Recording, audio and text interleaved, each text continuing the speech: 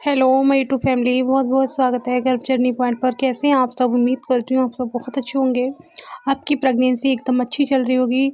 तो 8 अप्रैल को सूर्य ग्रहण लगने जा रहा है। मैंने आपको पहले ही कंफर्म करना है क्योंकि 8 अप्रैल को सूर्य ग्रहण लगने वाला है। सन 2024 का जो है 2024 का पहला सूर्य ग्रहण होगा जो 8 अप्रैल को लगेगा।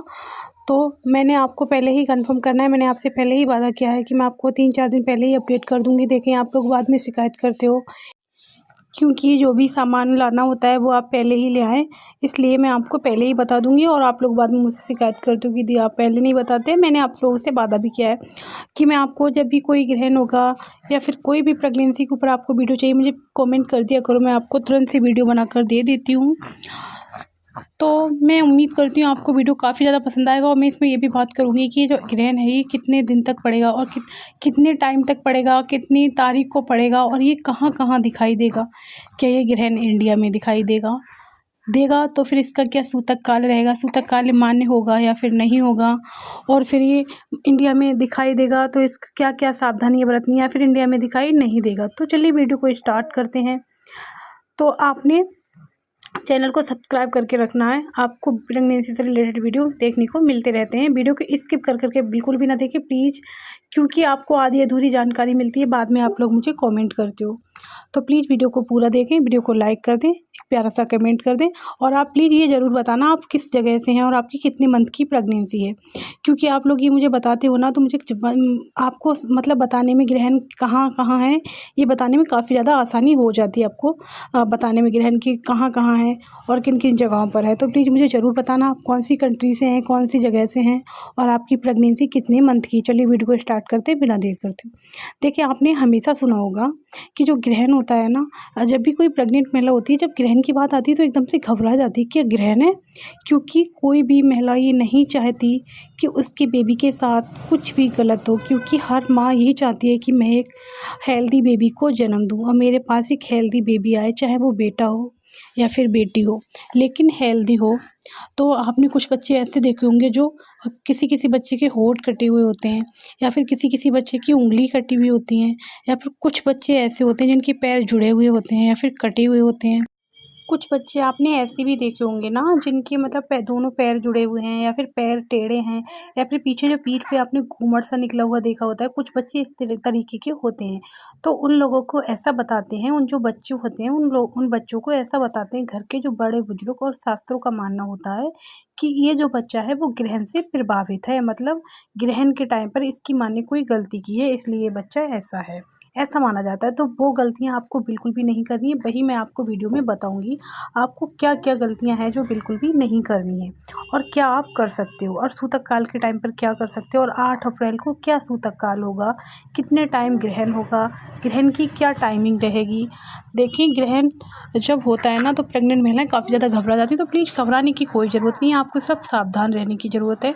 मेरी प्रेगनेंसी 2 गुजर चुकी है, मैंने भी अपनी दोनों प्रेगनेंसी में सावधानी रखी थी। मेरे हर प्रेग्नेंट महिला की प्रेगनेंसी में एक बार ग्रहण ज़रूर आता है। मैं जब प्रेग्नेंट थी तो मेरी दोनों प्रेगनेंसियों में ग्रहण हुआ था। तो मैंने बस सावधानी रखी थी। मेरे दोनों बच्चे एकदम ठीक हैं, हेल्दी हैं।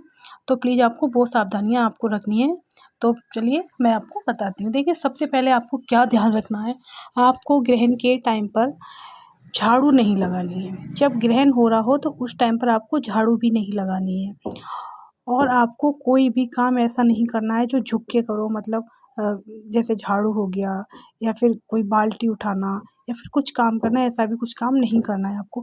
और आपको नुकीली चीज़ों से तो बहुत दूर रहना है, जैसे सुई से कुछ भी नहीं सिलना है, कपड़े नहीं सिलने हैं, कपड़ों की कटिंग नहीं करनी है, सब्जी नहीं काटना है, कोई चॉपिंग नहीं करनी है, प्याज लहसुन कुछ भी आपको नहीं काटना है। मतलब कि कुल मिला के आपको चाकू और कैंची का इस्तेमाल बिल्कुल भी नहीं करना है, क्योंकि जो कैंची का इस्तेमाल करते हैं ना, तो ऐसा माना जाता है कैंची का जो इस्तेमाल करते हैं उनके बच्चों के लिप्स ज़्यादातर कटे हुए पैदा होते हैं। देखिए, मैं अपनी ही उसकी बात कर रही हूँ, मैं दूर नहीं जा रही। मेरे ही कज़न में एक ऐसा मेरा भैया ही लगता है मेरा, तो उसके भी जो लिप था वो कटा हुआ था। उन्होंने क्या किया था, मेरे कज़न की ही बात कर रही हूँ मैं, मेरे कज़न में ही एक बच्चा है, तो उन्होंने शायद हँसी का इस्तेमाल कर लिया था ग्रहण काल के टाइम पर। उन्हें पता नहीं था कि ग्रहण हो रहा है, तो उन्होंने हँसी का इस्तेमाल कर लिया था, तो उसका जो लिप है वो कटा हुआ है। और उस मतलब ठीक तो करा लिया पर निशान तो भी रह जाता है। तो प्लीज़ आपको कोई भी ऐसी गलती नहीं करनी है। तो अगर आप मेरा वीडियो जो पूरा देख लोगे ना, आप ऐसी गलती बिल्कुल भी नहीं करोगे। तो ग्रहण की जो टाइमिंग है 8 अप्रैल को, वो है 9:12।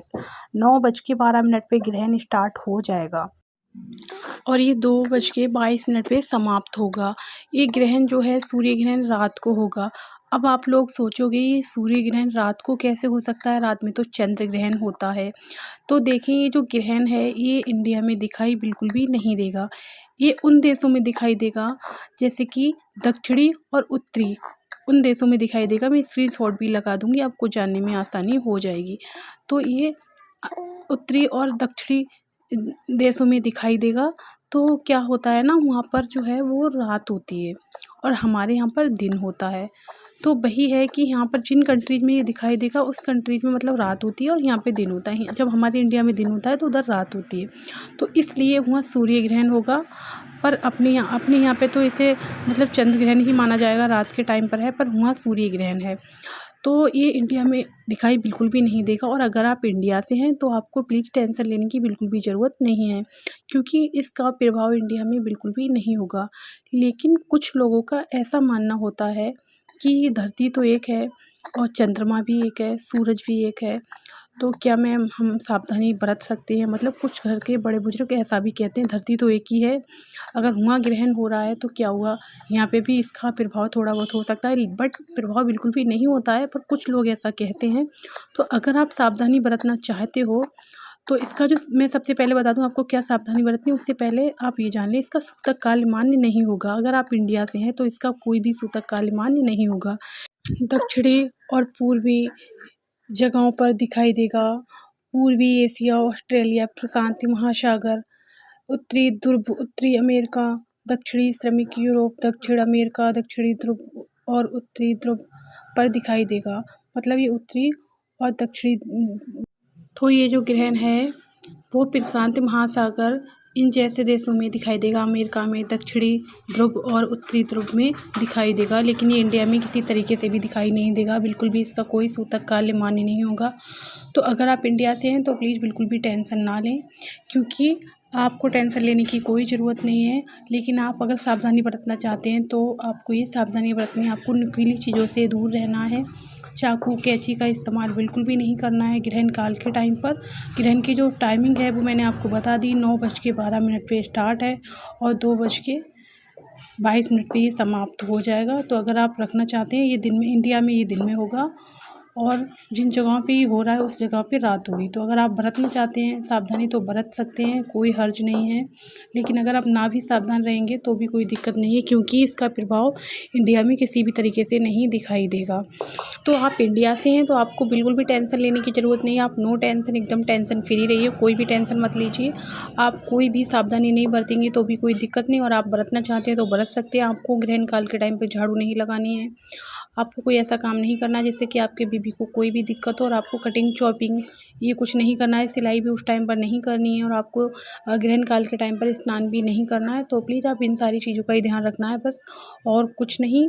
आपको ये सारी चीज़ों का ध्यान रखेंगे तो कोई भी दिक्कत नहीं होगी, और आप इंडिया से तो आपको कोई भी ध्यान में देने की ज़रूरत नहीं, कोई भी टेंशन लेने की ज़रूरत नहीं है।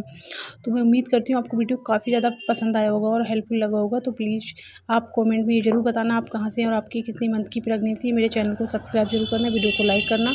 मैं अपने बेबी बॉय बेबी गर्ल के सिम्टम्स आपके साथ शेयर करती हूँ, नॉर्मल डिलीवरी से रिलेटेड वीडियो आपके साथ शेयर करती हूँ। तो चलिए मिलते हैं एक और नई वीडियो के साथ, तब तक के लिए अपना ख्याल रखें।